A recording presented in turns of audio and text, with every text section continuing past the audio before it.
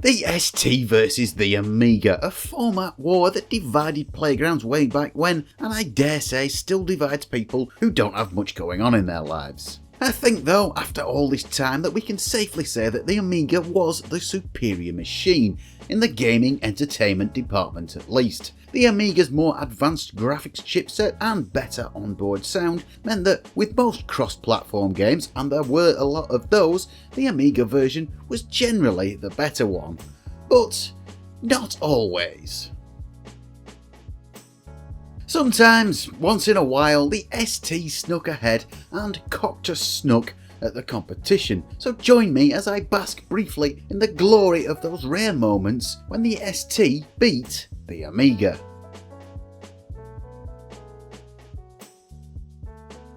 Where to start? Well, how about Defender of the Crown? Yes, a majestic herald of the new age that gaming entered in the 16-bit era, a beacon of graphics prowess and a benchmark in video game presentation.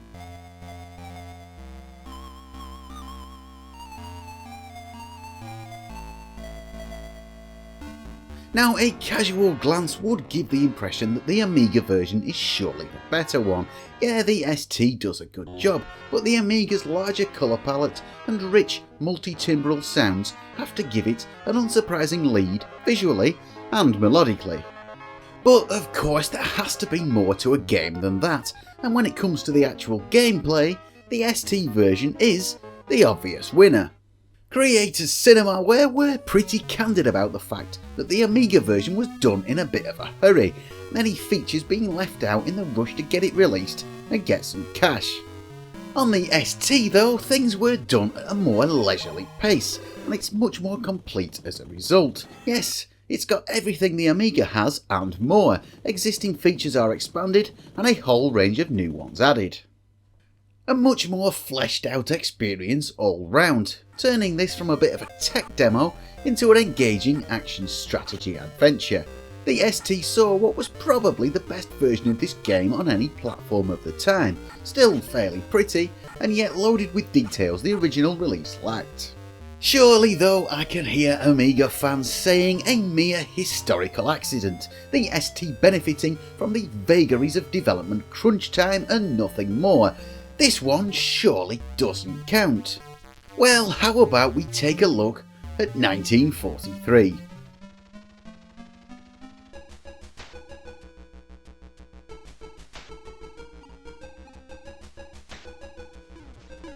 Developed by Probe Software, a name that may not fill you with confidence, this is a reasonable stab at the arcade original, but maybe not absolutely sparkling.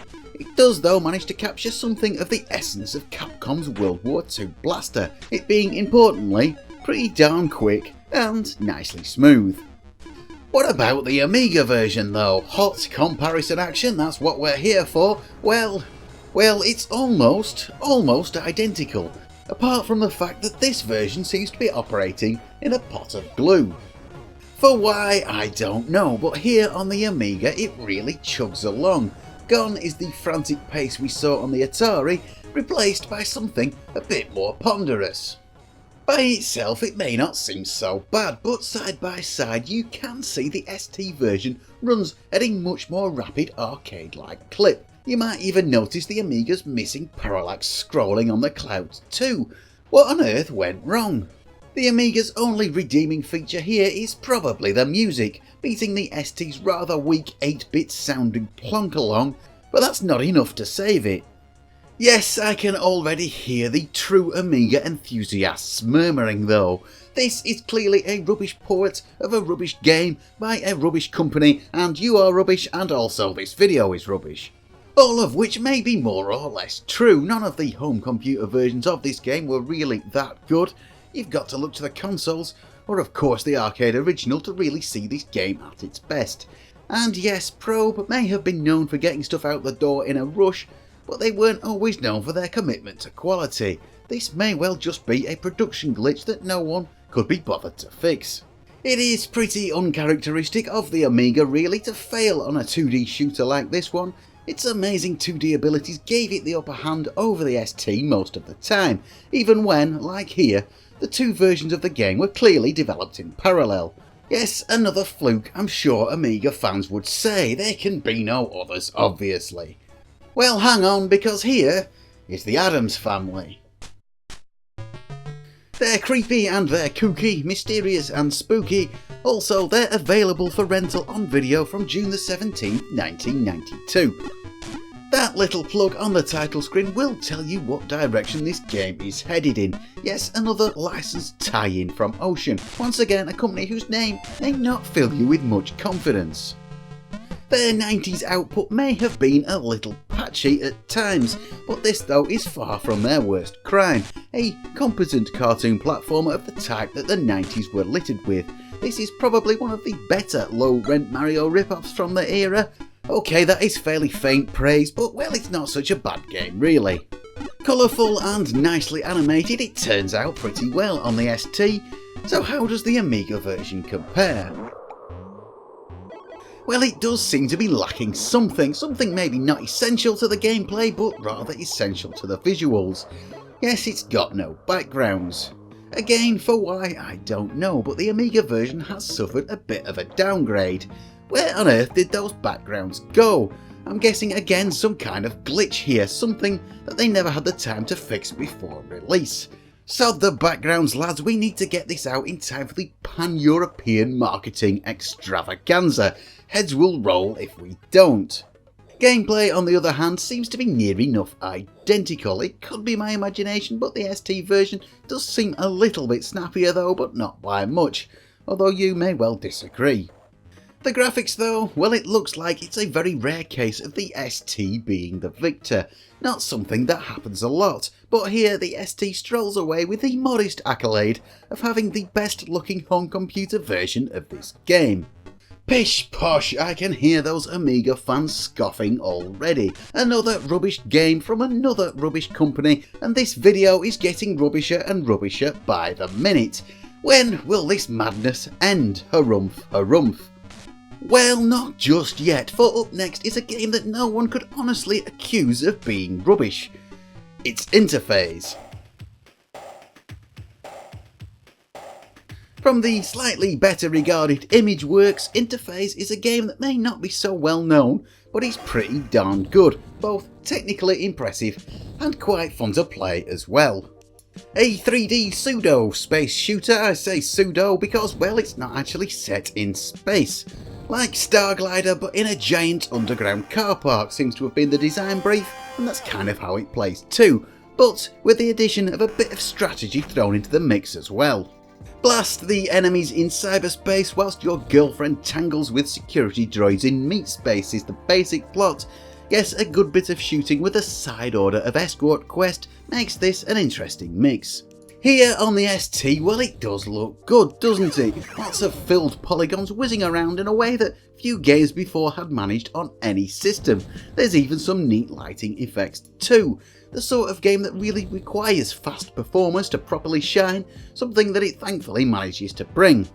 How does the Amiga version compare? Well, it's basically identical in nearly every way, but just not quite as smooth. Yes, that frame rate is a little bit lower. Not unplayable of course, but well, not quite as good.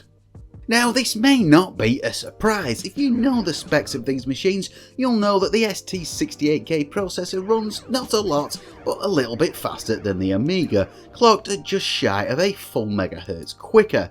It also has better memory bandwidth too, giving it a slight but noticeable advantage in CPU heavy tasks like these, meaning it can chuck around those polygons a bit faster. This, I suspect though, won't wash with the Amiga hardcore, who seem to be a bit tetchy about the whole 3D thing. I can hear the comments coming already.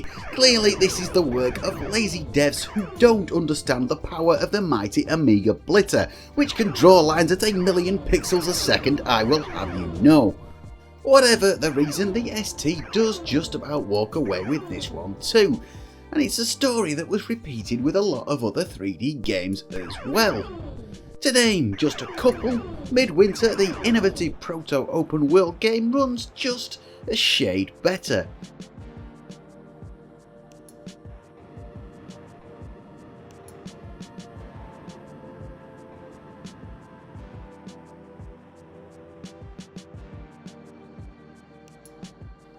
And we could say the same about the equally innovative but not quite as enjoyable Hard Driving 2.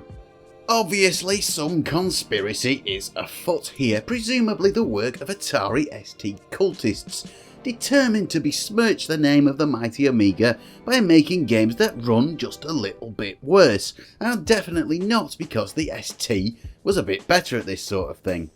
With that in mind, let's take a look at Virus. An odd game, but another milestone in 3D graphics, featuring a wonderfully smoothly rendered landscape with some very neat effects. Playing a little like a fully 3D version of the Williams classic Defender, but, well, this game is absolutely brutally difficult. Yes, you'll feel like your grandma playing Mario Kart with this one. Where the hell am I? Which one is me? Where are the baddies? What on earth is going on? Less of a learning curve and more of a learning cliff, hardcore from the very first second. It would be tempting to write this off as completely broken, but it plays tantalisingly well once you start to get the hang of it. There's a great game in here if you have the reflexes and patience to play it. Years of Little Lager have probably dulled my senses to the point where I'm always going to struggle with this, but if you've managed to resist the temptation of budget amber nectar style drink, you might do better. So that aside, which is the best version? Well, it is of course the Acorn Archimedes original, but of the ST and Amiga, well, you might have guessed the ST takes it once again. Thankfully here there is a demo mode so we can have a better one-on-one comparison without my inept playing, and you'll see, not by a lot but by enough to make a difference, the Atari wins by a nose, especially when those particle effects kick in. I'm sure those hardcore Amiga fanboys are already frothing at the keyboard. Another shoddy, badly programmed port, clearly the black hand of Atari ST fundamentalists at work once again. Militant sectarians who refuse to unleash the power of the Amiga's mighty blitter for purely ideological reasons. Yes, a conspiracy alive to this very day, and you're one of them, aren't you? Well, I'm not. I don't have a dog in this fight, really. Most of the time the Amiga waltzed away with the prize for the best looking game. But, well, sometimes it didn't. And that's a fact we're all just going to have to learn how to live with. So that's it for now. Usually better, but not always. The Amiga was occasionally eclipsed by the ST, though both, of course, were soon left far behind by PCs as the 90s wore on. Now, I'm sure these examples can't be the only ones where the ST version turned out better. This video actually was a bit harder to research than I thought it would be. I imagined there'd be loads of games where for one reason or another the ST version won, but well, not that many it seems. No doubt you'll let me know if there are any that I'm missing. I'd like there to be more, I think, but well, maybe you can fill me in. For now though, thanks for watching, and goodbye.